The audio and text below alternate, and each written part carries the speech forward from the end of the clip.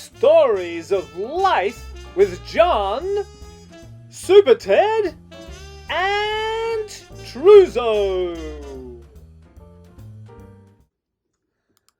Hi friends, I'm back with another story this week. I have a few different friends with me today. You might recognize one of them, except he's wearing a hat. His name is Franklin, alias Truzo. And his friend Super Ted is not with us today because Super Ted decided, now that it's raining and cold outside, he might go into hibernation a bit earlier. So he's having an early sleep for the winter.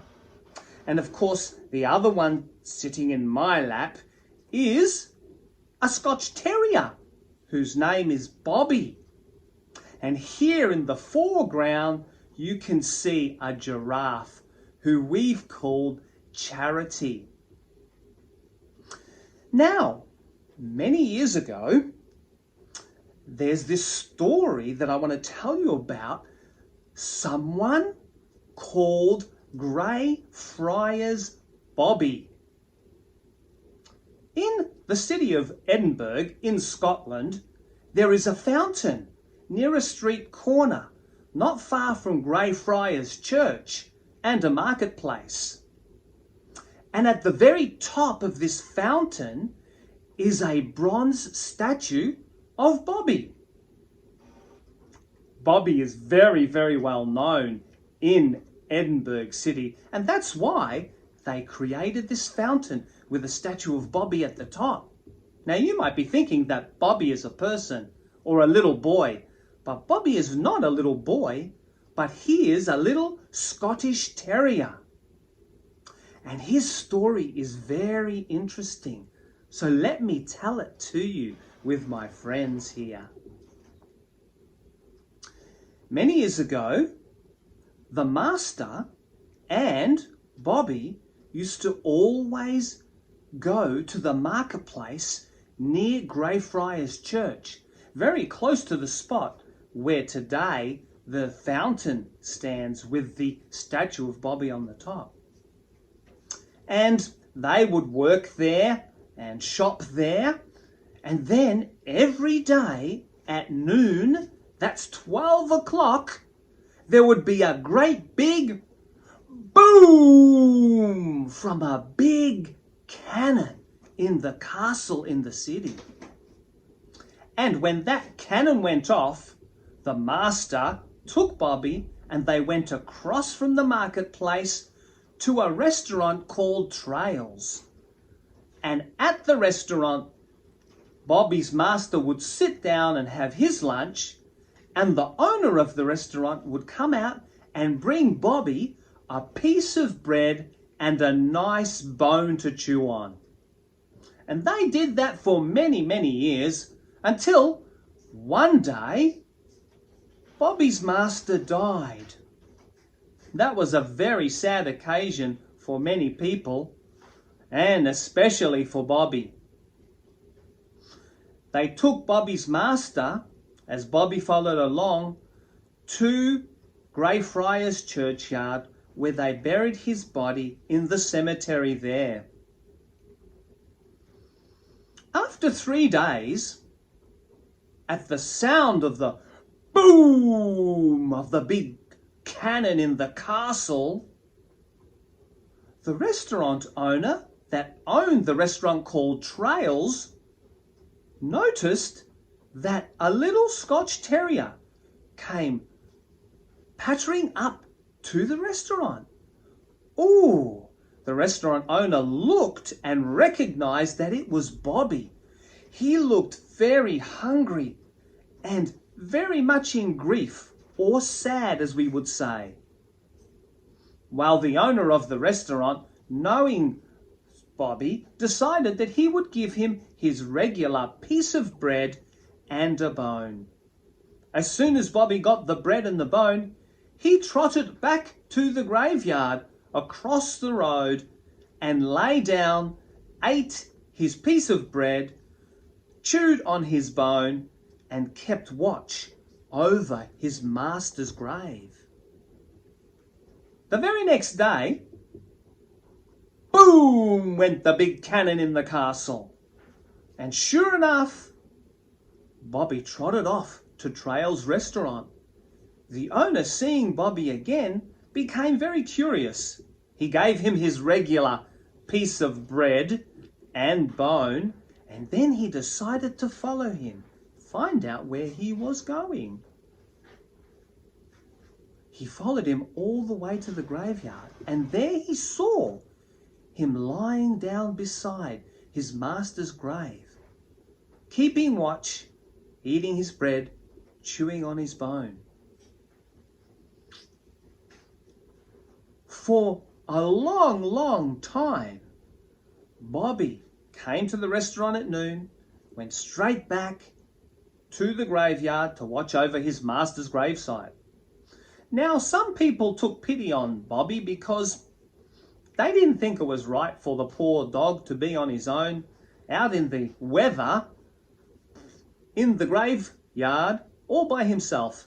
They wanted to give him a better home, so a few people tried to bring Bobby into their homes and look after him.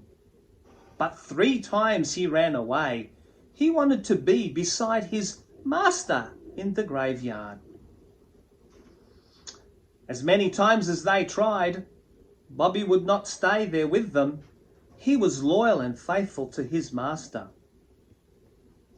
Now, sometimes the weather got very, very bad, and what Bobby used to do was huddle underneath one of the really big gravestones so that he could stay out of the bad storms. One day some people decided, since Bobby was happy staying where he was in the graveyard, that they would build a little house for him. Of course, dogs were not supposed to be in the graveyard. There was a big sign on the gateway. But Bobby had become a favourite of all the people. And the kind-hearted old man that used to look after the graveyard was too gentle and kind to ask Bobby to leave. So this became Bobby's home, and he had his own little home to live in just beside his master's gravesite.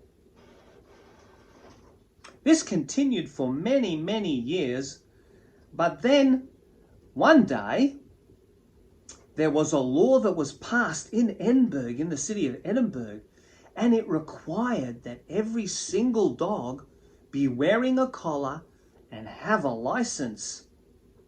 Now, when the people that were looking after the pound and collecting all the dogs that didn't have licenses and collars on them, they surely enough came upon Bobby in the graveyard and took him back to the animal shelter.